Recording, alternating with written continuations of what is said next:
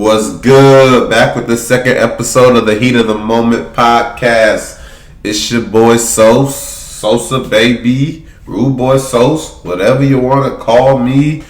But hey, I just dropped the first episode of the Heat of the Moment podcast. Y'all go check that out. We're recapping the NBA Finals. Here with the second episode. Before I get into the video, y'all like, comment, subscribe to Rude Boy TV. We dropping all type of content. This is the sports podcast content. But for this second episode, I'm going to be listing my top 5 players of this NBA 2023 postseason. My top 5 superstars.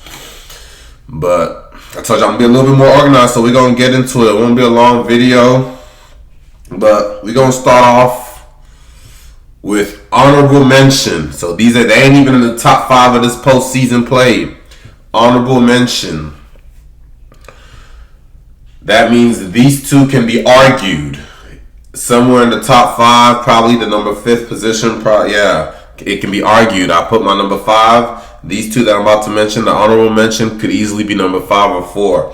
But I'm going to go with Jason Tatum in the honorable mention. Y'all probably like, whoa, Tatum? Tatum was balling. Hey, man, Tatum is not in my top 5 this postseason. Yeah, he was up there with the scores, but he was in and out of the postseason, starting with the Hawks, in and out. Like, he wasn't consistent enough for me. Like, my top 5 player, you got to be consistent. Like, you got to be consistently hooping. It can't be Derek White carrying you one game, the whole Celtics squad carrying you, and then you come in game 7 and drop 50 on Embiid. Like, I mean, it's impressive. But nah, I need consistency. And it's like, I watched you. I'm a Heat fan, so I watched you against my Heat. You was balling all game for the first 3 games. Balling, and then fourth quarter, you just be disappearing. You was just disappearing and shit like that. So I got you in the honorable mention, Jason Tatum. You still a hooper though. You up there. You coming. Another honorable mention. I only have 2 honorable mentions. This is my other honorable mention. De'Aaron Fox. De'Aaron Fox is in my honorable mention because De'Aaron Fox hooped. He was giving Curry a run. Curry put him away in game 7. But the reason why I got my honorable mention is because he was up there, arguably one of the best hoopers, but he was only in the first round. You ain't make it far, so I only had 7 games to gauge you. And in those 7 games, you was consistent for sure. And I think he was up there averaging 30, something like that. But that's why I put you on. Y'all two could have easily been number 5. So now we going with the top 5 at number 5. We got Wet Like I'm Book. D-Book, hey man, D-Book. I ain't really vibe with you this postseason. The way you went out in that series against the Joker is like, okay, now I see how my Miami Heat went out. How I see Jimmy B go out against Denver. Is like, okay, I made it. I took a little bit of ease off, a little bit of smoke off of your hoopage. How you went out that series. Then Booker was balling. Booker was balling against the Clippers. I didn't really respect him balling against the Clippers because it's like he was hooping against Eric Gordon and Norman Powell. Like, there was no Kawhi, there was no PG, there was no D. So I didn't respect that one. I want to see what you was doing against Denver. And then it was like, okay, Denver, you was balling.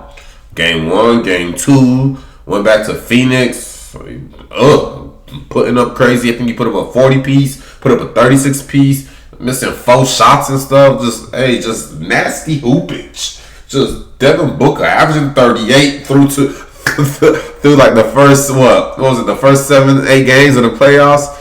But yeah. And then game 5, Joker went back home, won. Game 6, you went out, I think, with 13 points.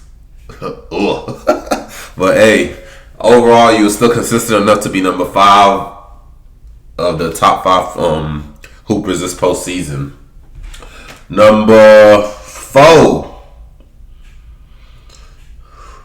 we got the newly NBA champion, Jamal Murray. Yes, I said it. Jamal Murray, number 4. He could easily be number 2 top hoopers this postseason. But I'm going to chill because he's playing with Joker. So it's like, I got to put that into effect. Like, boy, if you playing with Devin Booker was playing with KD, but KD wasn't even hooping. But hey, we're gonna talk about that in another video. But yeah, Jamal Murray consistently hooped this postseason. Maybe had one game off, but he'll come back with a big game. Have one game off, come back with another big game, and then it's like this finals. He dropped 10 assists in the first 4 games. 10 assists in the first 4 games, man.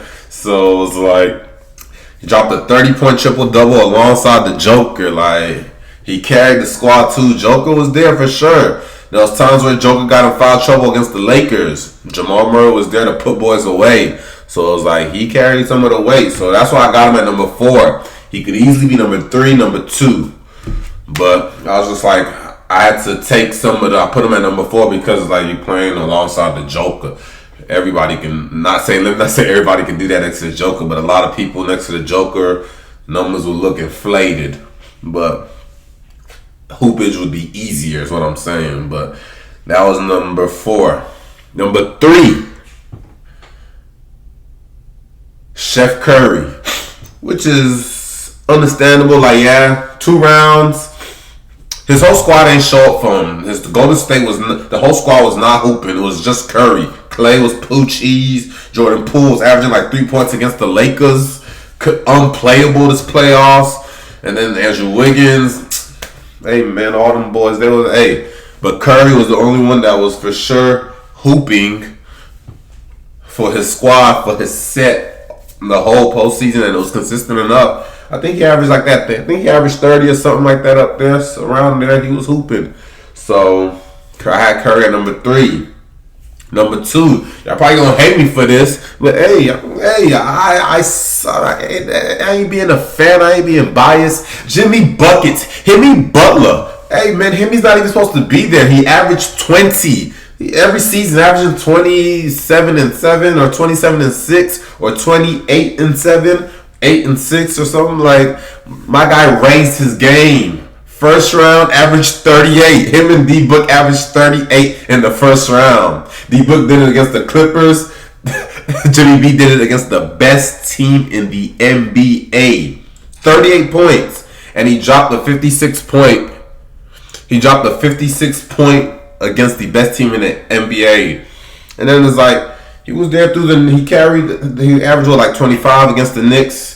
Then it dwindled down, like against the Celtics. He had a big game against 1-2. It was kind of that, we know in the finals, I can easily say he choked. But it's like, he made it that far. For me, he was more consistent than Jason Tatum, more consistent than Booker, more consistent than KD, more consistent than LeBron, more consistent than AD, like any other superstar in this. Like, everybody, all of them, they all came to a choking point. But he was most consistent. Like, and I say this, no other superstar in this playoffs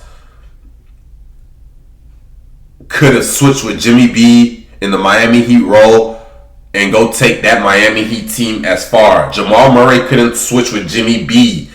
That means you need to be able to play D, play offense, rile up the troops, all these undrafted players, get them to the finals. Jamal Murray can't switch with Jimmy B and do that for Miami.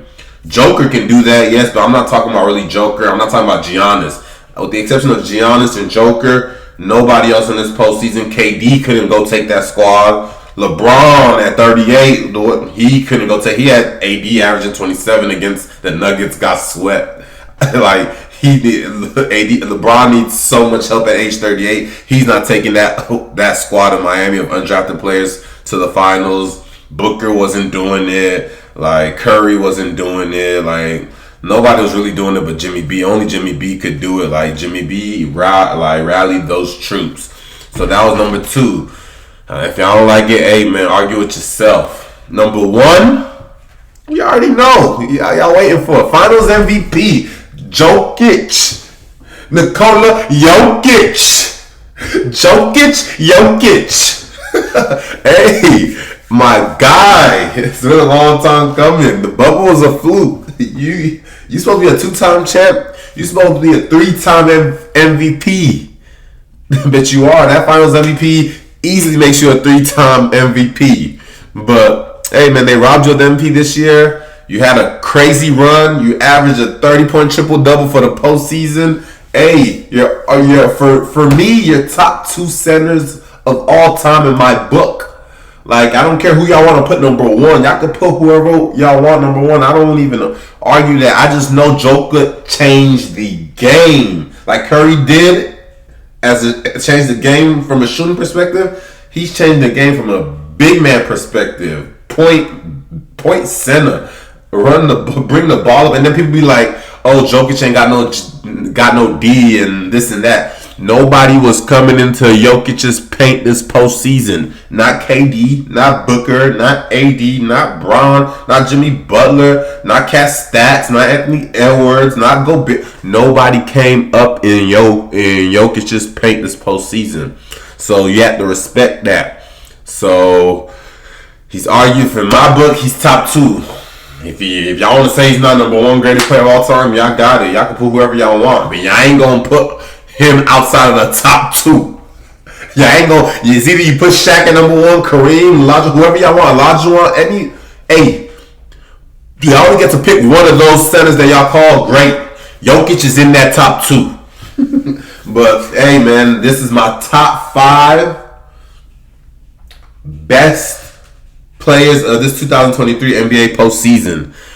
Y'all like, comment, subscribe. Let me know what y'all think. I like to hear y'all opinions. And the next video I'm going to drop is going to be under top 5 underachieving players of this postseason. Y'all look forward to that video. But I'll holler at y'all later. Thank you for watching. Thank you for tuning in. Peace out.